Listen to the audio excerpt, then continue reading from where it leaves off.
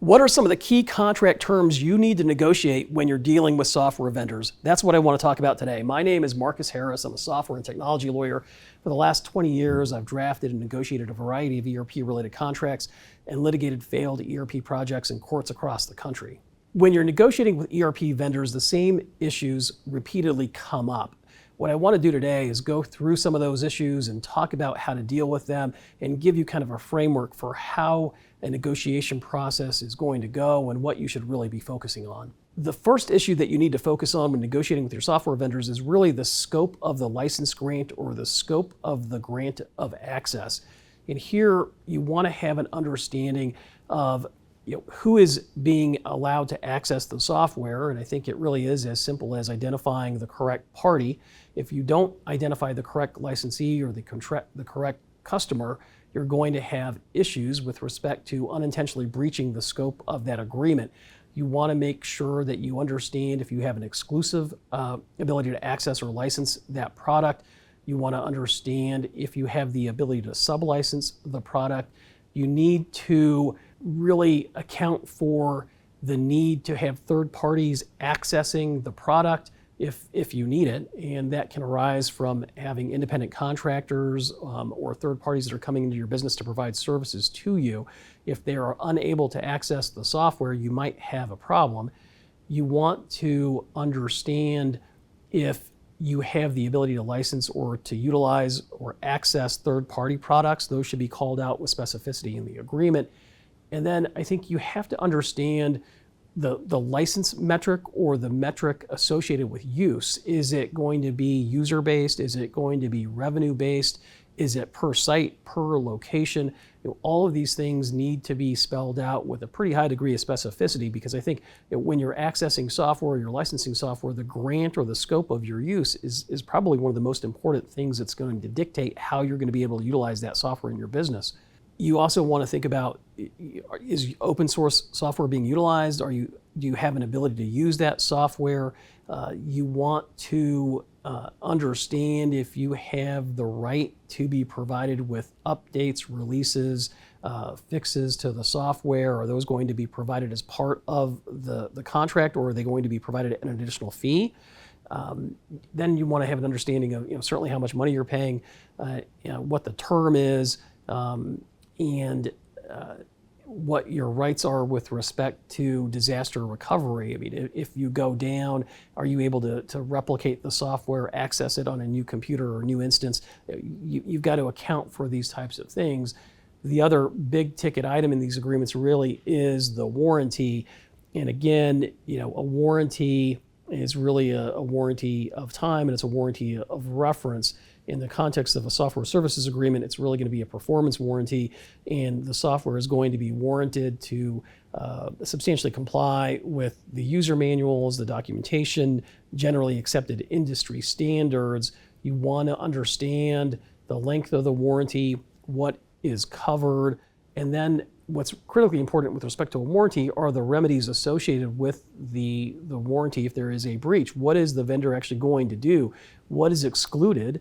What is carved out? So for example, what voids the warranty, right? If you have made modifications or changes to the software, if you're in breach of the agreement, is the warranty still applicable or not? All that needs to be understood. Is there going to be a warranty for non-infringement? Is there going to be a warranty of good title? What about fraud, negligent misrepresentation issues? Are those going to be addressed in the context of that warranty? They probably should.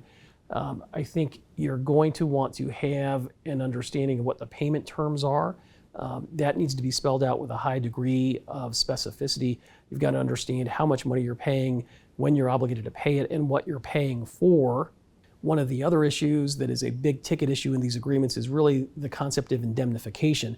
And if there is some sort of IP infringement, what is the vendor going to do? It's great if they're going to provide you with a warranty that it doesn't infringe, but what if it does? Are they going to step up to the plate, provide you with an indemnity obligation? Are they going to pay for damages that you incur because of their infringing software? What if you're sued? You want to make sure that that is all addressed within the contract.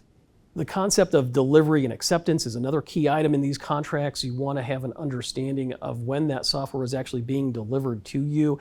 Is it when you download the software onto your system? Is it when you're provided access to it for the first time? Or is it when it's fully integrated, implemented, customized, and modified, and you can actually use it in a production environment? There's a substantive difference between those two. You want to ensure that you've at least thought about having the ability to test that software and accept it or reject it. What if the software is non-conforming and you want to be able to get out of that contract and not have a contractual obligation for the duration of the term to use software that doesn't work for you? You want to address confidentiality issues. The vendor needs to have an obligation to keep your data confidential. If you're putting in personally identifiable information into that software, you want to make sure that you understand what the vendor's obligations are with respect to that.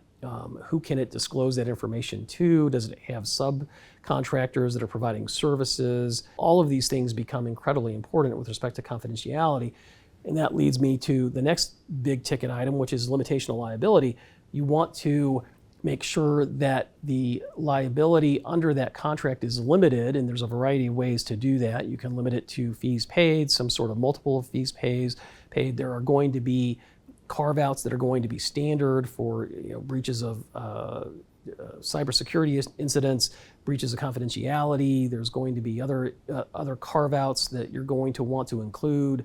You're going to want to make sure that the limitation of liability is large enough so that if you have to litigate that contract, you've got a meaningful remedy monetarily, but you also want to make sure it's narrow enough so that you're not unnecessarily exposed. You want to make sure that implementation services, maintenance services, and support services are at least addressed in the contract.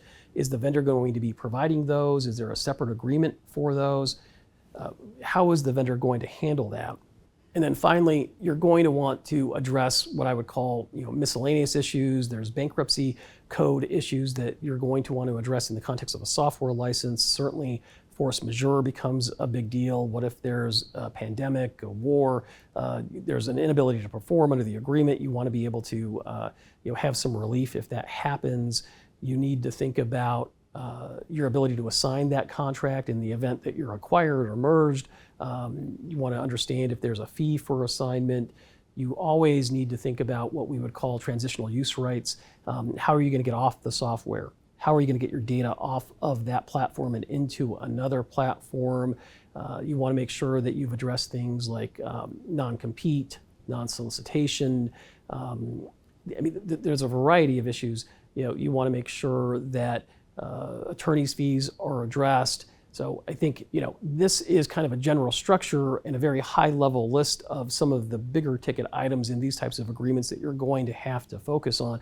But I think if you're negotiating these contracts, it's imperative for you to have an experienced either attorney, contracts person that is going to be able to walk you through this process, that's going to have some sort of a checklist to be able to tick off all the issues that you need to be concerned about and make sure that you've addressed them adequately.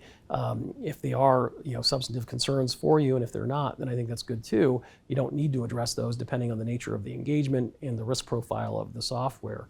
So look, if you have any questions about any of the issues in this video, please feel free to reach out to us at taftlaw.com. We'd love to talk to you. Thank you.